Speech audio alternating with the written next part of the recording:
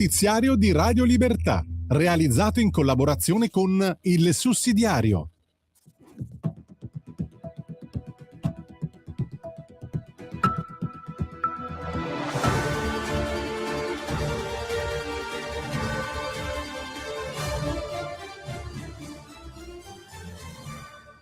Buongiorno e bentrovati a Radio Libertà in collaborazione con il Sussidiario.tv. È il TG di mercoledì 9 aprile 2026. In apertura, Giorgia Meloni blinda il governo, niente rimpasto e avanti su energia e collocazione occidentale.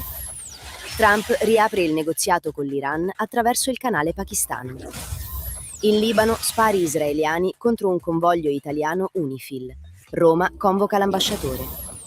Poi Salvini esclude il lockdown e razionamenti carburanti. E sulla giustizia il governo apre al dialogo senza arretrare sulla riforma. Cominciamo. Meloni blinda il governo. Niente rimpasto, avanti su energia e Occidente. Giorgia Meloni alla Camera chiude ogni retroscena con una formula netta. Niente dimissioni, niente rimpasto, nessuna presunta fase 2. Il governo, dice la Premier, resta in carica fino a fine legislatura, con una maggioranza solida e coesa. È questo il messaggio politico della giornata. Difesa dell'esecutivo, sostegno alla squadra e piena conferma dei due vice premier, Antonio Tajani e Matteo Salvini. Sul piano internazionale, Meloni respinge l'idea di una subalternità italiana a Donald Trump e ribadisce la linea di un'Italia testardamente occidentale. Significa unità tra Europa e Stati Uniti, ma anche autonomia di giudizio quando necessario. La Premier ricorda che l'Italia non ha partecipato all'operazione militare contro l'Iran, pur restando saldamente nel campo occidentale e sostenendo il negoziato mediato dal Pakistan. Quanto allo stretto di Hormuz, l'allarme riguarda le possibili ricadute economiche di nuovi extradazi iraniani e la necessità di garantire la libertà di navigazione.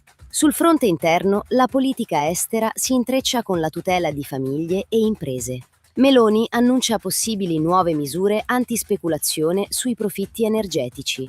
Apre anche all'ipotesi di sospendere in Europa il patto di stabilità se la crisi iraniana dovesse aggravarsi. Rivendica il taglio di 25 centesimi sui carburanti già prorogato e rilancia alcune priorità.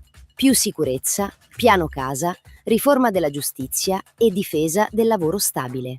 Il messaggio complessivo è chiaro. Il governo punta a trasformare l'incertezza internazionale in una linea di stabilità nazionale. Trump rilancia il tavolo con l'Iran. Tregua e negoziato via Pakistan.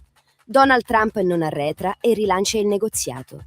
La tregua di 2 settimane con l'Iran serve ad aprire colloqui riservati che partiranno in Pakistan, il canale che in queste ore ha mostrato di poter tradurre la pressione militare in pressione diplomatica. Il quadro, dal punto di vista americano, non nasce da un cambio di atteggiamento di Teheran, ma da una scelta di Washington: trattare ora o affrontare costi più alti. Per questo, leggere la tregua come una retromarcia americana sarebbe fuorviante. Trump mantiene l'iniziativa, detta la cornice dei colloqui, e lascia ancora una volta l'Europa in secondo piano. Intanto i mercati osservano con sollievo, il dossier Hormuz resta centrale e la tenuta del negoziato diventa il vero snodo delle prossime settimane. UNIFIL, spari sui nostri militari. Roma convoca Israele, il Libano, colpi d'avvertimento sparati da forze israeliane hanno raggiunto un convoglio italiano dell'UNIFIL diretto da Shama a Beirut. Il mezzo è stato danneggiato, ma non risultano feriti. La reazione di Roma è stata immediata: convocazione dell'ambasciatore israeliano e richiesta di chiarimenti su un episodio giudicato inaccettabile. Il punto politico è diretto. I nostri militari in missione internazionale devono essere tutelati. Tajani parla di violazione della risoluzione 1701, Meloni chiede di fermare l'escalation in Libano e da Roma arriva un messaggio preciso: il personale italiano non può essere esposto a questo livello di rischio senza conseguenze diplomatiche. Salvini: no al lockdown e razionamenti. Avanti sulle norme carburanti. Matteo Salvini prova a spegnere il clima di allarme sul caro energia. Nessun piano per il razionamento dei carburanti, nessuna chiusura di scuole, uffici, fabbriche o negozi, nessun ritorno allo smart working. Il vice premier esclude una gestione emergenziale fondata sul panico e punta invece su misure concrete contro speculazione e rincari. Intanto al Senato il lavoro prosegue. In Commissione Finanze sono iniziati l'esame del decreto carburanti bis e le audizioni sui decreti carburanti e fiscale, con imprese, associazioni e rappresentanze economiche chiamate a confrontarsi sui prezzi petroliferi e sugli strumenti di sostegno. La linea politica che la Lega rivendica è questa: rassicurare il Paese e intervenire con strumenti operativi. Giustizia, dialogo ma senza resa. Le riforme restano sul tavolo. Dopo il referendum, il governo non considera chiusa la partita della giustizia.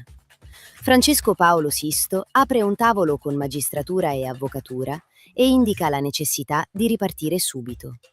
Non come resa, ma come tentativo di rimettere ordine nel confronto e riportare il dibattito sui nodi concreti. Proposte, tempi e interventi possibili. Il centrodestra dunque non archivia la riforma, ma cambia passo dopo lo scontro referendario. Meno contrapposizione simbolica, più regia politica. L'obiettivo è riaprire il cantiere senza lasciare che il dossier resti sepolto sotto le polemiche. Il caso Salis resta aperto. Dubbi su trasparenza e opportunità. Il caso Ilaria Salis continua ad alimentare la polemica politica. Oggi il giornale rilancia nuovi interrogativi sull'incarico parlamentare di Ivan Bonnin, il collaboratore assunto da Salis, parlando di una possibile casa in comune e di eventuali profili problematici rispetto alle norme europee. La questione, al di là del clamore, tocca temi di trasparenza, regole e opportunità politica. Per questo le richieste di chiarimento non si fermano. Il tema, per chi solleva i dubbi, è semplice. Se per altri casi si pretendono standard rigorosi, non si vede perché qui debbano valere criteri diversi. Finché i chiarimenti non arrivano, il caso politico resta aperto. Radio Libertà, in collaborazione con il sussidiario.tv, presenta gli approfondimenti di oggi. A Milano, scontro sulla Piazza dei Patrioti.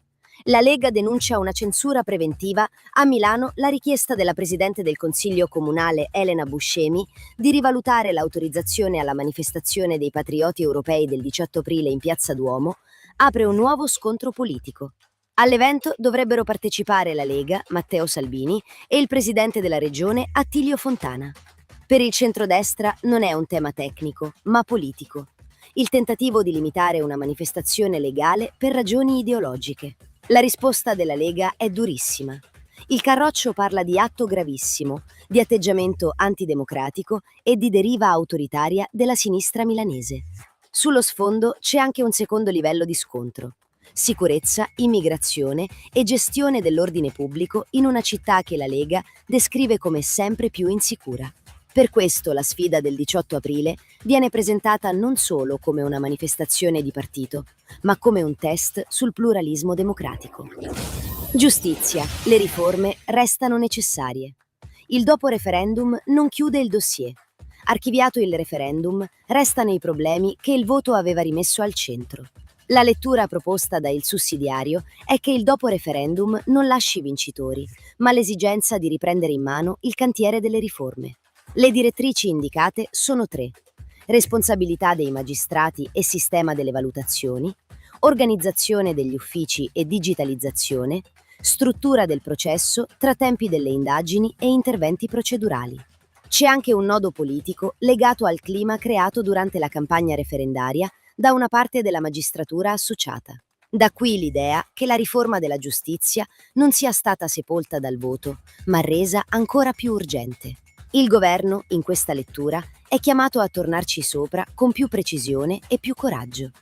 E con questo termina il telegiornale di oggi di Radio Libertà in collaborazione con il sussidiario.tv. Buon proseguimento di giornata. Avete